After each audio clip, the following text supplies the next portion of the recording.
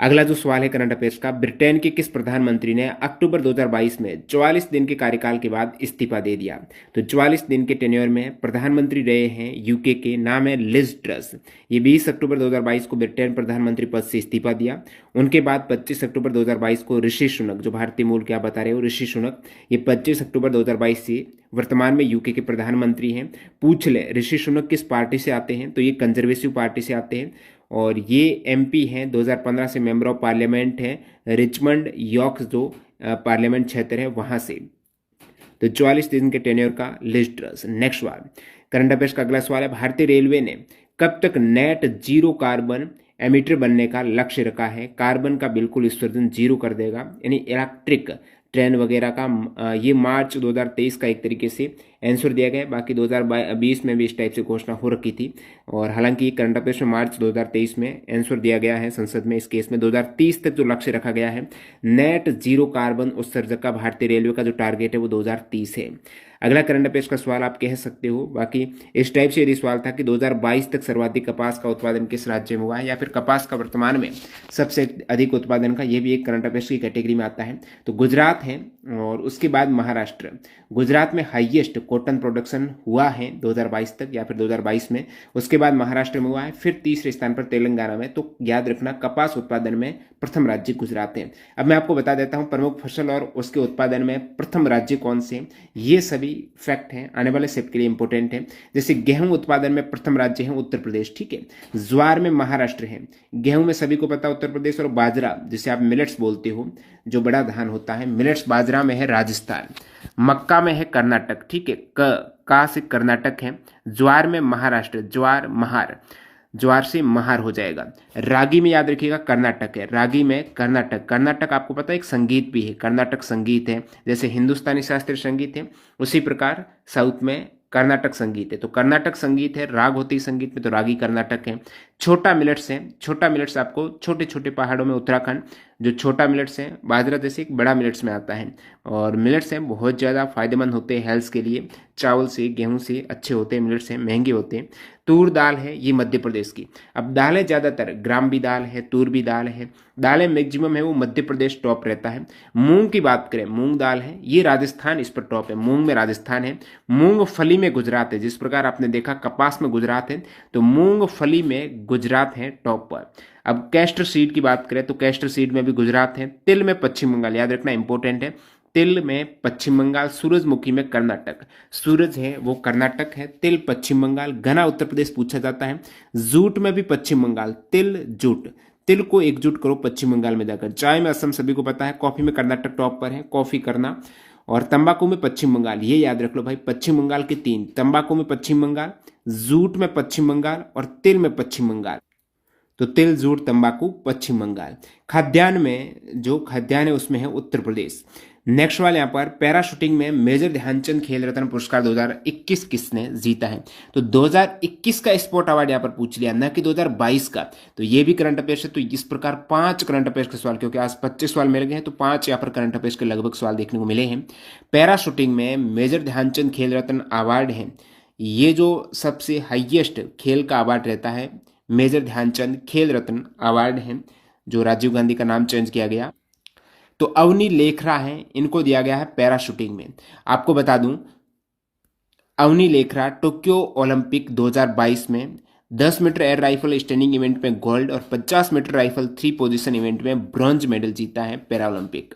अब major Dhyanchand Khel Ratna award 2021 में total 10 खिलाड़ियों को दिया गया है, 10 नहीं 12 खिलाड़ी, ठीक है।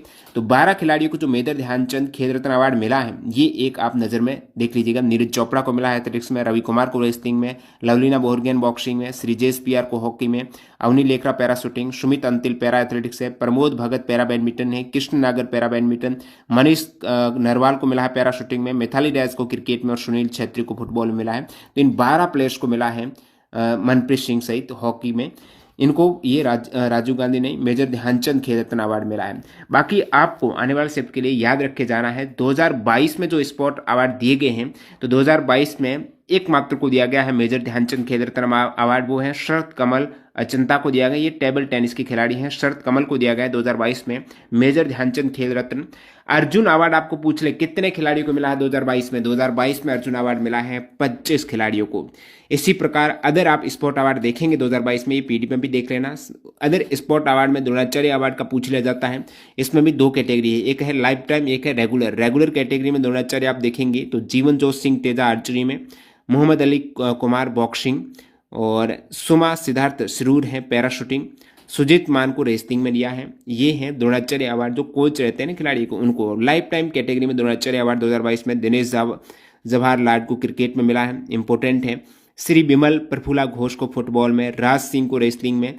तो इस टाइप से अभी मैंने सीआरपीएफ का भी एनालिसिस करा जा रहा था, ये जो सवाल पूछे जा रहे थे स्पोर्ट के लगभग प्रत्येक सेट में आ रहे थे, तो इनको एक रट डालो क्योंकि एक सवाल आपका बन रहा है। Dhyanchand award for life time achievement, तो ध्यानचंद अवार्ड जो लाइफ टाइम में ये 4 जनों को प्लेयर्स को दिया गया है। अश्विनी अकुंजी को दिया गया एथलेटिक्स में, और धर्मवीर सिंह को हॉकी में, बीसी सुरेश को कबड्डी में, नीर बहादुर गुरुंग को पैरा एथलेटिक्स में। और बाकी अदर आप देखेंगे राष्ट्रीय खेल प्रोत्साहन पुरस्कार में, ये भी इंपॉर्टेंट है प्रोत्साहन में। इसके बाद एक पूछा जाता है मौलाना अब्दुल कलाम आजाद ट्रॉफी 2022 कौन सी यूनिवर्सिटी ने जीती है? तो गुरु नानक देव यूनिवर्सिटी ने। और जो प्रोत्साहन पुरस्कार में भी ये 3 कैटेगरी में अलग अलग दिया जाता है। एक तो identification and nurturing of budding and young talent में Trans Stadia enterprises private limited को दिया गया है, और Kalinga institute of industrial technology को दिया गया है encouragement to sport through corporate social responsibility, और स्पोर्ट्स फॉर डेवलपमेंट में लद्दाख स्की को दिया गया है। नेक्स्ट वाला अपन देख लेते हैं, नई दिल्ली में साक्षरता दर कितनी है? 2011 की जनगणना के अनुसार आप देखेंगे ये पूरी टेबल 2011 में, तो न्यू दिल्ली की जो लिटरेसी रेट है, जो साक्षरता दर है नई दिल्ली की, वो यहाँ पर निकल के आती है लगभग 86% के आसपास आती है।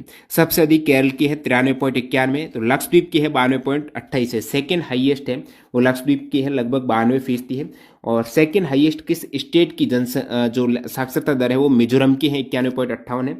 इसी प्रकार टॉप 5 के और सबसे नीचे के भी 5 याद रखना। बिहार की कुछ 63.82 है, बिहार के बाद अरुणाचल प्रदेश की 66.95 है। टीसीएस ने हाल ही एग्जाम में राजस्थान की पूछ ली थी, तो 3rd स्थान पर थी 67.06। और आप देखेंगे जो नेशनल फैमिली हेल्थ सर्वे हुआ है 5 वाला 2019-21 का, इसमें भारत की साक्षरता दर निकल के आई है 77%, उसमें 74 थी 2011 में, यहाँ पर 77%। इन 77% में पुरुष साक्षरता है 84.4 और महिला है 71.5। तो ये सर्वे का भी अलग अच्छा, इस सर्वे से काफ़ी सवाल पूछे गए टीसीएस कंपनी के द्वारा। और इस सर्वे के अकॉर्डिंग आंध्र प्रदेश की साक्षरता है ना, वो सभी राज्यों में सबसे कम है। तो ये health survey, national family health survey में आंध्र प्रदेश की सबसे कम है, वैसे बिहार की है उसमें 2011 की, और सबसे अधिक केरला की इसमें भी है 96.2% है, और दिल्ली की यहाँ पर सेकेंड हाईएस्ट है 88.7%। नेक्स्ट यहाँ पर वॉकर कप किस स्पोर्ट से संबंधित है? तो सभी प्रमुख कप देख लेते हैं स्पोर्ट के जो इंपॉर्टेंट है। जैसे वॉकर कप गोल्फ का है, गोल्फ कप राइडर कप का भी पूछा जाता है, गोल्फ मैन का है। सोलेम कप है, गोल्फ वुमेन खेलती है सोलेम, तो सोलेम गोल्फ वुमेन है। राइडर कप हो गया, वॉकर कप हो गया, वॉकर राइडर सोलेम, ये गोल्फ के हैं। अदर प्रमुख स्पोर्ट जो कप हैं, इवेंट है, वो देख लेते हैं। तो एसेज है, एसेज टेस्ट क्रिकेट रहता है जो इंग्लैंड और ऑस्ट्रेलिया के मध्य होता है। इंग्लैंड ऑस्ट्रेलिया के मध्य टेस्ट क्रिकेट, इसे आप एसेज बोलते हो। प्रूडेंशियल वर्ल्ड कप क्रिकेट का है। कोलंबो कप है फुटबॉल का। कोलंबो कप में कौन सी फुटबॉल टीमें खेलती हैं? कोलंबो में दोस्तों भारत, पाकिस्तान, श्रीलंका, म्यांमार, याद रखना ये थोड़ा, भारत है, पाकिस्तान है, ठीक है, श्रीलंका है, म्यांमार है। और कॉर्बिलोन कप है, ये है टेबल टेनिस का, महिला का है। डेविस कप टेनिस पुरुष का है। लॉर्ड डर्बी कप रग्बी का है, डर्बी रग्बी। बिल्ली जीन किंग कप टेनिस का है। हॉलकर ट्रॉफी इंपॉर्टेंट है ब्रिज स्पोर्ट का। जूल्स रिमेट ट्रॉफी फुटबॉल का। मर्डेका कप पूछा जाता है फुटबॉल का। अब बैडमिंटन का याद रखो दोस्तों, Yonex badminton, Thomas cup badminton, Sudirman cup badminton, Uber cup है, ये भी बैडमिंटन का है। सुल्तान अजलन शाह कप है, फील्ड हॉकी का है। और स्वेतलिंग कप है, विश्व टेबल टेनिस का स्वेतलिंग। टुंकू अब्दुल रहमान कप, ये भी बैडमिंटन का है। वेटमैन कप टेनिस का है। विलियम जॉन्स कप बास्केटबॉल का है। विंबलडन ट्रॉफी सभी को पता है टेनिस है। अमेरिकन कप यॉट रेसिंग है। यूथांड कप लॉन टेनिस का। तो ये प्रमुख स्पोर्ट इवेंट हो गई। भारत में सर्वाधिक लिंगानुपात किस राज्य का? सबसे अधिक सेक्स रेशियो केरला का, सभी को पता है, जो कि 1084 महिलाएं प्रति 1000 पुरुष है, ठीक है। और केरल के बाद हाईएस्ट जो फीमेल सेक्स रेशियो है वो दोस्तों पुदुचेरी का, ये भी पूछा जाता है, पुदुचेरी का सेकेंड है। और भारत का जो लिंगानुपात 2011 के सेंसस के अकॉर्डिंग वो 943 है। और सबसे कम जो फीमेल सेक्स रेशियो है, लिंगानुपात है, वो हरियाणा का है। सबसे कम कितना है? 879 है हरियाणा का। और हरियाणा से भी कम है। और सबसे कम ओवरऑल में पूछे यूटी और स्टेट में, या फिर यूटी में सबसे कम पूछे तो ओवरऑल में 618 दमन दीव का है। 2001 में भारत का लिंगानुपात 933 था और 2011 में 943 है। भरतनाट्यम किस राज्य का शास्त्रीय नृत्य है? भरतनाट्यम है तमिलनाडु का। अब भरतनाट्यम के प्रमुख जो डांसर है उसमें यामिनी कृष्णमूर्ति का नाम आता है, मीनाक्षी सुंदरम पिल्लाई का आता है, कृष्णमूर्ति सोनल सिंह का आता है, रुक्मणी देवी अरुंदले का आता है, और पद्म सुब्रह्मण्यम का आता है, एस के सरोज का आता है, ये राम गोपाल, लीला सैमसन, अनीता रत्नम, प्रियदर्शनी गोविंद, ये सभी भरतनाट्यम की डांसर हैं। अब जो भारत के शास्त्रीय नृत्य हैं 8-9, उनमें प्रमुख ये जो शास्त्रीय नृत्य ये कहाँ के, जैसे कि भरतनाट्यम तमिलनाडु है, कथकली केरल का है, मोहिनीअट्टम केरल का है, कुचिपुड़ी आंध्र का है, ठीक है, ओडिसी ओडिशा का, मणिपुरी मणिपुर का, कथक याद रखना उत्तर भारत का, उत्तर प्रदेश का कथक है, क्षत्रिय पूछा जाता है तो ये असम का है। वैसे दोस्तों संगीत नाटक अकादमी बताती है कि भारत में 8 शास्त्रीय नृत्य हैं, लेकिन संस्कृत मंत्रालय कहता है कि 6 भी शास्त्रीय नृत्य हैं तो 9 हो जाते हैं। तो 6 यहाँ पर पुरुलिया छऊ की बात करें तो बंगाल का है। ये छऊ का अलग से हाल ही में एचजीएम एग्जाम मैंने एनालिसिस किया जो फरवरी मार्च में हुआ, उसमें ये था। छऊ कहाँ का है? पुरुलिया छऊ बंगाल का है, सेराइकेला छऊ झारखंड का है, मयूरभंज छऊ है ओडिशा का। मयूरभंज ओडिशा है, पुरुलिया बंगाल का है, सेराइकेला है झारखंड का। अब यहाँ पर आगे एक सवाल भी पूछा गया, फर्स्ट सेट में भी था, इसमें भी आया है, जो फसल कटाई के उत्सव पर सवाल पूछे जा रहे हैं। तो यहाँ पर मैं सबसे पहले तो आपको क्लियर कर दूं, नववर्ष के कुछ फेस्टिवल, जो ओडिशा में नववर्ष होता है उसे पन्ना संक्रांति बोलते हैं। पश्चिमी ओडिशा का जो फसल त्योहार है, तो फसल त्योहार जैसे कि ओडिशा का पूछ रहे तो नोखाई है। नोखाई है दोस्तों पश्चिमी ओडिशा का, गणेश चतुर्थी के दूसरे दिन नोखाई है। तो ये सभी प्रमुख फसल फेस्टिवल है, रट लो, प्रत्येक एग्जाम में टीचर्स यहाँ से सवाल पूछती है। पश्चिमी ओडिशा का नोखाई है, ठीक है। अब पूछ ले आपको उत्तर भारत में प्रमुख फसल उत्सव में मकर संक्रांति आती है जो 14 या 15 जनवरी को। मकर संक्रांति इसी दिन पर तमिलनाडु में पोंगल रहता है फसल उत्सव, ठीक है। पोंगल भी 14 से 17 जनवरी तमिलनाडु। ओणम केरल का है, ये भी फसल उत्सव है। और अदर देखेंगे लोहिड़ी कृषि त्योहार में, लोहिड़ी 13 जनवरी के आसपास। बैसाखी है, ये पंजाब की है, लोहिड़ी और बैसाखी पंजाब की। ओणम केरला का, मकर संक्रांति उत्तर भारत का। बिहू असम का है, बिहू याद रखना असम का। नोखाई मैंने उड़ीसा का बताया। गुड़ी पड़वा महाराष्ट्र का, इंपॉर्टेंट है, गुड़ी पड़वा महाराष्ट्र का। वंगाला मेघालय इसी सेट में पूछा गया है, मेघालय का फसल कटाई उत्सव वंगाला है। उगादी है दोस्तों आंध्र प्रदेश कर्नाटक और इनका उगादी है मार्च अप्रैल में। विशु केरल का है। ये सभी रट डालो दोस्तों। लोहे को जंग लगने से बचाने के लिए इस पर जो परत चढ़ाई जाती है वो किसकी होती है? वो जिंक की होती है, जिसे आप गैल्वेनाइजेशन या फिर यस्दी लेपन कहा जाता है, जिसमें जिंक की उसके ऊपर लेयर चढ़ा दी जाती है। अगला सवाल यहाँ पर, किस कुचिपुड़ी डांसर को 1998 में पद्म भूषण अवार्ड दिया गया? तो यहाँ पर वेम्पति चिना सत्यम का नाम आता है, जिन्हें कुचिपुड़ी डांस का गुरु माना जाता है। तो वेम्पति चिना सत्यम, एक तो याद रख लो दोस्तों, जो वेम्पति चिना सत्यम है ना, ये कुचिपुड़ी के हैं, चिना कुची, ठीक है। तो कुचिपुड़ी के डांसर हैं। 1998 में इन्हें पद्म भूषण दिया गया है। और पद्म भूषण इसी टाइप आप देखेंगे पद्मश्री, पद्म भूषण, अदर प्रमुख डांसर जहां से सवाल आ जाए तो आप देखेंगे कुचिपुड़ी में राजा और राधा रेड्डी का नाम आता है। इन्हें पद्मश्री 1984 में मिला है। राजा राधा रेड्डी ये भी कुचिपुड़ी के हैं। इन्हें पद्मश्री 1984 में और पद्म भूषण 2000 में दिया गया है। भरतनाट्यम में यामिनी कृष्णमूर्ति का नाम आता है, और यामिनी कृष्णमूर्ति रट डालो, पद्मश्री मिला है 1968 में, पद्म भूषण मिला है 2001 में, और पद्म विभूषण मिला है जो सेकंड हाईएस्ट है वो 2016 में मिला है यामिनी कृष्णमूर्ति को। कुचिपुड़ी डांसर में पद्मजा रेड्डी को 2022 में पद्मश्री, लेटेस्ट का पद्मश्री दिया गया है पद्मजा रेड्डी को। कुचिपुड़ी की डांसर है पद्मजा रेड्डी। भरतनाट्यम डांसर हैं सरोजा विद्यानंथन, इन्हें पद्मश्री मिला है 2002 में और पद्म भूषण मिला है 2013 में। नेक्स्ट सवाल, दिसंबर 1922 में गया के वार्षिक सम्मेलन के बाद स्वराज पार्टी के अध्यक्ष कौन थे? तो स्वराज पार्टी के अध्यक्ष थे चितरंजन दास। स्वराज पार्टी का गठन लगभग 1922-23 में माना जाता है। इसका गठन में चितरंजन दास का नाम आता है और मोतीलाल नेहरू का नाम आता है। तो मोतीलाल नेहरू उस समय थे सचिव और चितरंजन दास बने थे अध्यक्ष। तो ये स्वराज पार्टी 1922-23 में इसका गठन हुआ, 23 में माना जाता है वैसे, और ये डिजोल्व भंग हो गई थी 1935 में। अगला सवाल है, हमारी त्वचा और आंखों को स्वच्छ रखने के लिए किस विटामिन की आवश्यकता होती है? तो दोस्तों आई और अपनी स्किन को हेल्थी रखने के लिए विटामिन ए की आवश्यकता होती है। और जो कैरेट गाजर है, कैरेट में सबसे अधिक आपको विटामिन ए मिल जाएगा। सवाल पूछा जाता है यीस्ट में कौन सा विटामिन होता है? दोस्तों यीस्ट में B12 होता है। B12 हमारे शरीर के लिए बहुत ज़्यादा आवश्यक है और यीस्ट में आपको B12 मिल जाएगा। इसके अलावा दूध दही में तो B12 होता ही है, ज़्यादातर जो नॉन वेज प्रोडक्ट है उसमें B12 पाया जाता है, वेज में कम रहता है। विटामिन ए की कमी से रतौंधी रोग हो जाता है, जो सवाल में मेंशन था। रतौंधी एक तरीके से आई का ही डिफेक्ट है, आई संबंधित रोग है, और इसके लिए हेल्थी के लिए विटामिन ए यानी आप गाजर का ज़्यादा से ज़्यादा सेवन करो। जीरोफथलेमिया भी ये विटामिन ए की कमी से, विटामिन B1 की कमी से बेरी, B6 B12 की कमी से एनीमिया, एनीमिया में रुधिर की कमी हो जाती है। सी कमी से स्कर्वी हो जाता है, स्कर्वी मसूड़ों संबंधित रोग है। विटामिन डी से रिकेट्स हो जाता है, हड्डियों संबंधित रोग है, सूखा रोग है विटामिन डी, जिसमें हड्डियां वगैरह कमजोर हो जाती, दर्द होता है। विटामिन ई से जनशक्ति कम होना। विटामिन के, अब विटामिन के आवश्यक है रुधिर में क्लोटिंग के लिए, थक्का बनाने के लिए, रुधिर का स्राव न हो, और विटामिन के कम है तो थोड़ा भी घाव लगाना रुधिर रुकेगा नहीं, आपकी रुधिर का स्राव हो रहा है विटामिन के की कमी से, एंटन हो जाती, हीमोफीलिया हो जाता है रुधिर के स्राव से।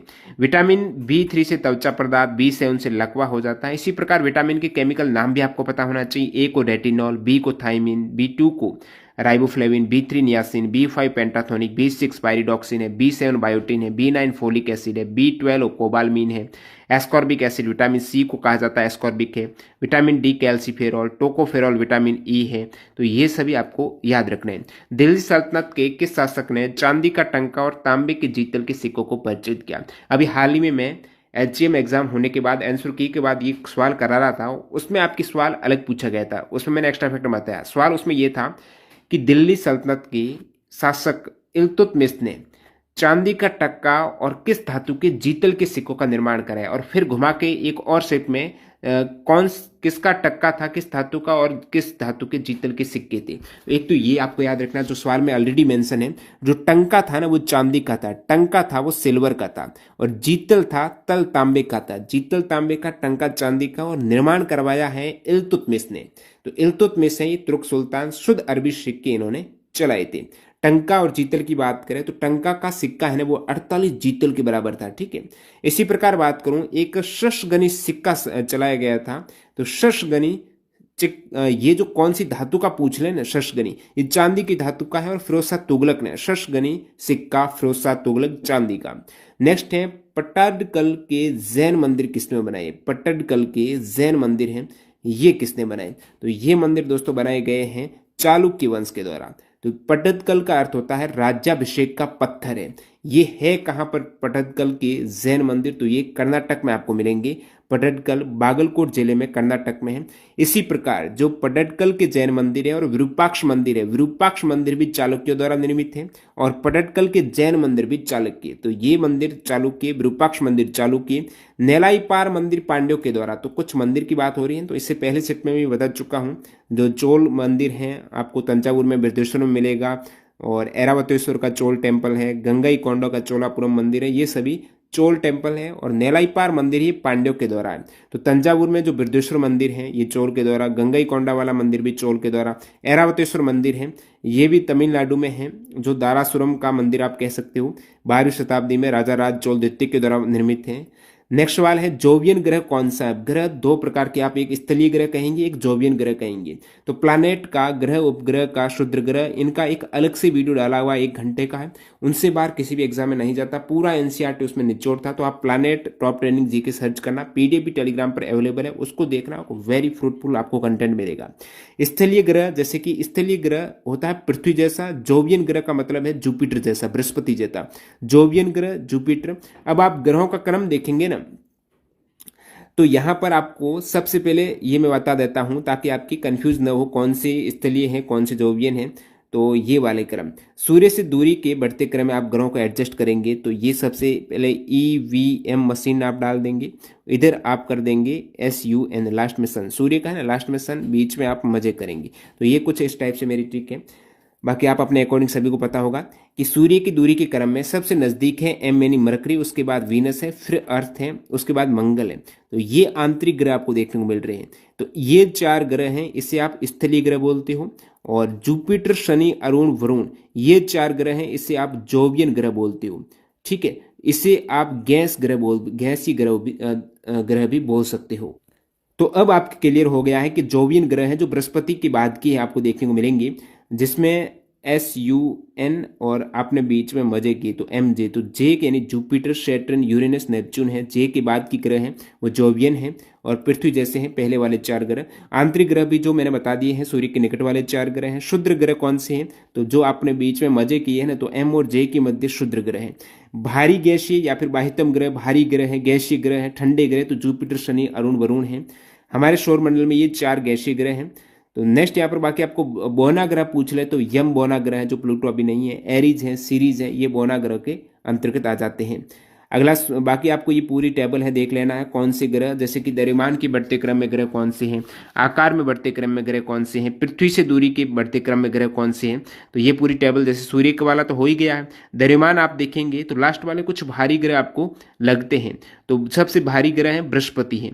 तो बृहस्पति के बाद थोड़ा कम भारी वो शनि है। शनि के बाद अरुण से पहले ये वरुण आ जाता है, वरुण फिर अरुण, उसके बाद आपको भारी में पृथ्वी मिलेगा। पृथ्वी के बाद आपको मिल जाएगा ये शुक्र, फिर मंगल है और सबसे कम बुध है। इस टाइप से ये रहेगा। आकार के अनुसार आप देखेंगे सबसे छोटा आकार बुध का है। तो जो क्रम आपको सूर्य से दूरी का मिल रहा है ना, लगभग बुध का सबसे सूर्य से नहीं, द्रव्यमान वाला ही आकार में कन्वर्ट हो जाता है। बुध, मंगल, शुक्र, एक चेंजेज है यहाँ पर अरुण वरुण का। तो आकार में वरुण है ना, वो दोस्तों थोड़ा छोटा है अरुण से, ठीक है। तो उसके बाद कोई भी बदलाव नहीं है। और इसी प्रकार आप देखेंगे घूर्णन गति और कक्षीय गति और घनत्व है, यह भी पूछा जाता है। सबसे कम घनत्व वाला ग्रह शनि है। जो कम घनत्व है ये जल के सापेक्ष घनत्व है, यानी जल से भी कम है, इसका मतलब शनि जल पर तैर सकता है। और बाकी आप देखेंगे पृथ्वी का घनत्व है वो सबसे अधिक है, 5.5 है, सबसे अधिक घनत्व पृथ्वी का है। और फिर घूर्णन गति है, घूर्णन गति सबसे कम है वो जुपिटर की है, 9.9 घंटे में ये घूर्णन कर देता है अपने अक्ष के चारों ओर। और कक्षीय गति जो कि घूर्णन करता है सूर्य के चारों तरफ, तो उसमें कक्षीय गति में सबसे अधिक गति है वो वरुण की है, सबसे कम बुध की है, क्योंकि बुध सूर्य के जो सबसे निकट है, तो निकटता के क्रम वरुण सबसे दूर है, तो ज्यादा हो गई, इसमें कोई दिक्कत नहीं। घूर्णन गति में सबसे अधिक घूर्णन गति है वो शुक्र की है और सबसे कम है वो जुपिटर की। बड़ा है फिर भी घूर्णन बहुत तेजी से करता है। अगला सवाल है आईएनसी की प्रथम भारतीय महिला अध्यक्ष कौन थी। तो फर्स्ट सेट में इस टाइप से भी मैंने बताया था एक्स्ट्रा में। तो आईएनसी की प्रथम भारतीय महिला अध्यक्ष दोस्तों सरोजिनी नायडू, 1925 में कानपुर अधिवेशन की अध्यक्षता की है सरोजिनी नायडू की। आपको पूछ ले कांग्रेस की प्रथम महिला अध्यक्ष कौन है। कांग्रेस की प्रथम महिला अध्यक्ष एनी बेसेंट है 1917 के कलकत्ता अधिवेशन में, और प्रथम भारतीय है वो सरोजिनी नायडू है 1925 के कानपुर अधिवेशन में अध्यक्षता की है। कांग्रेस सत्र की अध्यक्षता करने वाली स्वतंत्रता से पहली अंतिम महिला कौन थी। स्वतंत्रता से पहले और अंतिम पूछे तो नैली सेनगुप्ता थी, कलकत्ता 1933 अधिवेशन की। और आईएनसी सत्र की अध्यक्षता करने वाली स्वतंत्रता के बाद पहली महिला कौन थी। स्वतंत्रता के बाद पहली महिला है वो इंदिरा गांधी है, और प्रथम भारतीय महिला है सरोजिनी नायडू है। और सोनिया गांधी सबसे लंबे कार्यकाल में आईएनसी की प्रेसिडेंट रही है। नेक्स्ट यहाँ पर सवाल है साबुन में आर्द्रता कम करने के लिए क्या मिलाया जाता है। साबुन में आर्द्रता कम करने के लिए, यानी साबुन को तेजी से सूखने से बचाने के लिए, तेजी से साबुन है वो ड्राई ना हो इसलिए उसमें ग्लिसरॉल है वो मिक्स कर दिया जाता है। और यही ग्लिसरॉल त्वचा को सूखने से रोकने के लिए नमी को खींचने की क्षमता रखता है। साबुन में क्या होता है तो लंबी श्रृंखला वाले आपको कार्बोक्सिलिक एसिड है, उसके सोडियम और पोटेशियम लवण मिलेंगे। और जो साबुन के मामले में कार्बन श्रृंखला है वो तेल में घुल जाती है और आयनिक सिरा पानी में घुल जाता है। मानव कौन से युग से उत्पन्न हुआ या फिर प्रागैतिहासिक काल किसे कहा जाता है, इस टाइप से सवाल था। तो मानव है, ये पूरा पाषाण काल है ना, उसको प्रागैतिहासिक काल कहा जाता है। एक तरीके से प्रागैतिहासिक काल है मतलब इसके कोई पुख्ता आपको सबूत साक्ष्य नहीं मिलेंगी। प्रागैतिहासिक काल में इतिहास की जानकारी हासिल करने के लिए सिर्फ और सिर्फ आपको पुरातात्विक साक्ष्य उपलब्ध होंगे, पुराने ही साक्ष्य पुरातात्विक साक्ष्य मिलेंगे, न तो आपको कोई साहित्यिक साक्ष्य मिलेगा इस टाइप से। तो प्रागैतिहासिक काल है जो मानव उस समय उत्पत्ति का माना जाता है। और प्रागैतिहासिक काल के अंतर्गत मानव इतिहास के आरंभ से लेकर हड़प्पा सभ्यता से पहले तक का यहाँ पर काल शामिल है। पुरापाषाण काल मानव इतिहास का सबसे पुराना युग माना जाता है और इसी में मानव ने पत्थर को औजार बनाना सबसे पहले आरंभ किया है। और बाद में मध्य पाषाण युग का प्रारंभ हुआ जब मानव ने खेती करना शुरू किया है। तो भारत में पुरापाषाण काल के अवशेष आपको आंध्र प्रदेश की कुर्नूल में, कर्नाटक के हुंसगी और उड़ीसा की कुलियाना में मिल जाएंगे। नेक्स्ट यहाँ पर बात करूं, ये प्रागैतिहासिक काल का मतलब है कोई भी इतिहास को खंगालने के लिए साक्ष्य केवल और केवल पुरातात्विक स्थल मिलते हैं, पुरातात्विक साक्ष्य मिलते हैं। और आद्य ऐतिहासिक काल में क्या होता है, आपको पुरातात्विक साक्ष्य तो मिलते ही मिलते हैं, साथ में कुछ साहित्यिक साक्ष्य भी मिलते हैं, लेकिन जो साहित्यिक साक्ष्य मिलता है ना उसको कोई पढ़ नहीं सकता है, इस टाइप से लैंग्वेज है। और ऐतिहासिक काल में पुरातात्विक के साथ में साहित्यिक सब कुछ पढ़ भी सकते हैं। भारत का क्षेत्रफल विश्व के क्षेत्रफल का 2.4% जो आपको पूछा है ना, भारत के क्षेत्रफल है वो 32,87,263 वर्ग किलोमीटर है, 32,87,263 है। और जो विश्व के क्षेत्रफल का आपको पूछा ये 2.4% है। अब क्षेत्रफल के अनुसार सबसे बड़ा देश है वो रशिया है। भारत की रैंक क्षेत्रफल के अकॉर्डिंग आप देखेंगे तो रशिया की पहली रैंक है, और रशिया के बाद कनाडा का क्षेत्रफल, फिर चाइना है। तो ये क्रम याद रखो, चौथे स्थान पर यूएस है, पांचवें पर ब्राजील है। भारत के आसपास कौन है? छठे पर ऑस्ट्रेलिया, सातवें पर इंडिया, आठवें पर अर्जेंटीना। तो भारत से पहले छठे पर ऑस्ट्रेलिया है, भारत के जस्ट बाद है अर्जेंटीना, ये भी याद रखना है। और टॉप वाले 5 कौन से? तो रशिया सबसे अधिक है, रशिया के बाद कनाडा है, ठीक है, रूस है, कनाडा है, चाइना है, यूएस है, ब्राजील है, ऑस्ट्रेलिया है, इंडिया है, अर्जेंटीना है। और भारत की कुल जनसंख्या आपको पता है अभी क्रॉस किया भारत ने, विश्व में सबसे टॉप पर आ गया जनसंख्या के मामले में। भारत 142.86 करोड़, जब 2011 की सेंसस थी उसमें 121 करोड़ था, अभी 142 करोड़ है, लगभग 21 के दोगुना हो गया 2022-23 का, जो अभी यूएन ने डाटा दिया है। सर्वाधिक जनसंख्या वाले देश में भारत है, भारत के बाद चाइना है, चाइना भी लगभग 142.57 करोड़ के आसपास है। उसके बाद यूएस है, इंडोनेशिया है, पाकिस्तान है 5वें नंबर पर। और भारत की जनसंख्या है विश्व की जनसंख्या का कुल 17.7% है, 17.7%। मेघालय का फसल कटाई के दौरान किया जाने वाला नृत्य नहीं, आपको महोत्सव पूछा है। फसल कटाई के दौरान मेघालय में वांगला महोत्सव मनाया जाता है। वांगला महोत्सव को 100 ड्रम का त्योहार कहा जाता है। और ये वांगला महोत्सव ऊपर मैंने बताया फसल वाले, उसमें वांगला था मेघालय का, इसे गारो जनजाति मनाती है। और इस वांगला महोत्सव में किसकी पूजा होती है? सूर्य भगवान को बलिदान चढ़ाया जाता है। वांगला पर्व फसलों की कटाई के बाद मनाया जाता है एक तरीके से। और चापचार कूट है, ये जो त्योहार है ये मिजोरम का है, तो ध्यान रखना, मेघालय का वांगला है, चापचार कूट मिजोरम का है। और मिजोरम का जो चापचार कूट है ना, ये झूम खेती यानी जंगल की सफाई है, जंगल के अवशेष हटाने पर झूम खेती होती है, उसमें चापचार कूट ये मिजोरम का है। शिव कुमार शर्मा किस वाद्य यंत्र के प्लेयर है? शिव कुमार शर्मा दोस्तों संतूर वादक है, शिव कुमार शर्मा है। इसके अतिरिक्त संतूर वादक में नाम आता है दोस्तों रुस्तम सोपोरी, वर्षा अग्रवाल और तरुण भट्टाचार्य। शिव कुमार शर्मा संतूर, रुस्तम सोपोरी, वर्षा अग्रवाल, तरुण भट्टाचार्य। फर्स्ट सेट में मैंने अदर सरोद वादक है वो भी बताया था, तबला वादक है, तो वो आप फर्स्ट सेट में देखा होगा वीडियो। अब्दुल कलाम की जीवनी का क्या नाम है? जो बायोग्राफी है अब्दुल कलाम की, उनका नाम है विंग्स ऑफ फायर। 1999 की biography wings of fire Abdul Kalam की है। इसी प्रकार ये जो बायोग्राफी खिलाड़ियों की काफी बार पूछी जाती है। टेस्ट ऑफ माई लाइफ है युवराज सिंह की, टेस्ट ऑफ माई लाइफ है युवराज सिंह की। प्लेइंग इट माई वे है ये बोरिया मजुमदार और सचिन तेंदुलकर की बायोग्राफी। वैसे साइना नेहवाल की ऑटोबायोग्राफी है playing to win my life on and off court है। कपिल देव, इनकी 3 ऑटोबायोग्राफी है, by God, degree, cricket my style, straight from the heart. बात करें wide angle candid moment from my playing days book है, ये अनिल कुंबले की है, वाइड एंगल की अनिल कुंबले। और सौरव गांगुली की एक century is not enough book है, सौरव गांगुली। अनुच्छेद 17 का पूछा है किससे संबंधित है? 17 अस्पृश्यता का अंत है, ठीक है, अस्पृश्यता, अनटचेबिलिटी। आर्टिकल 14 देखेंगे तो उसमें विधि के समक्ष समानता आपको देखने को मिलेगी। आर्टिकल 15 में धर्म, मूलवन, जाति, लिंग इसके आधार पर भेदभाव नहीं, आर्टिकल 15। 16 में लोक नियोजन के विषय में अवसर है, नौकरी के केस में सभी को समान छूट है, अवसर मिलेंगे। 18 में उपाधि आप लगाते हैं ना किसी के नाम के आगे कुछ भी, वो अंत है, उपाधि नहीं लगा सकते वैसे। आर्टिकल 19 में देखेंगे तो स्वतंत्रता वाला है, तो आर्टिकल 19 में और भी क्लोज है, जहां से अक्सर पूछ लिया जाता है 19 के क्लोज से, तो 19(1) के ये क्लोज है, ठीक है। तो 19(1) में ट्रिक ये है, बोस संघ आया गया और बस व्यापार किया। बोस संघ आया गया, ए में क्या है? बोस यानी बोलने की आजादी, बोस संघ, संघ यानी सभा, फिर सभा की आ जाएगी बी में, सॉरी बोस है ना, स यानी सभा, और फिर संघ बनाने के आधार, सी से संघ बनेगा, डी से डॉन बनेगा, यानी आया गया, डॉन कहीं भी आने जाने की। ई में क्या होगा? ई में ये बस जाएगा, पूरे देश में रहने की, एस्टेब्लिश्ड हो जाएगा। जी में बिजनेस करेगा, क्या? बिजनेस करेगा, व्यापार करेगा। और बाकी यहाँ पर आप देख सकते हो जो अपने मौलिक अधिकार हैं उसमें समानता का अधिकार है, पूछा जाता है। अभी हाल ही में मैंने देखा टीसीएस का एचसीएम एग्जाम, उसमें ये मौलिक अधिकार पूछा था। एक सवाल था कि समानता के अधिकार में टोटल कितने आर्टिकल है, तो समानता का अधिकार में आर्टिकल 14, 15, 16, 17 और 18, अभी आपने 5 आर्टिकल देखे। स्वतंत्रता में आपको 19 से 22 तक मिल जाएंगे। ये सभी फंडामेंटल जितने भी राइट्स है ना, आर्टिकल आप 14 से लेकर आर्टिकल 32 तक, उसमें क्या क्या प्रावधान है रट लेना दोस्तों, यहां से सवाल आता है। शोषण के विरुद्ध अधिकार 23-24 है, धार्मिक स्वतंत्रता 25 से 28 है, शिक्षा संस्कृति है 29-30 है, संवैधानिक उपचार है ये आर्टिकल 32 है, जो सुप्रीम कोर्ट में रिट भी दायर करते हैं वो भी आर्टिकल 32 वाला। और एक पूछा जाता है पहले जो संपत्ति का अधिकार था वो कब हटाया गया? ये 44वें संविधान संशोधन 1978 में हटा के अभी संपत्ति का अधिकार 300A में रखा गया है। भारतीय अर्थव्यवस्था में FRBM क्या है? FRBM का मतलब है fiscal responsibility and budget management. तो FRBM है, इसमें इनकी पूरी फुल फॉर्म।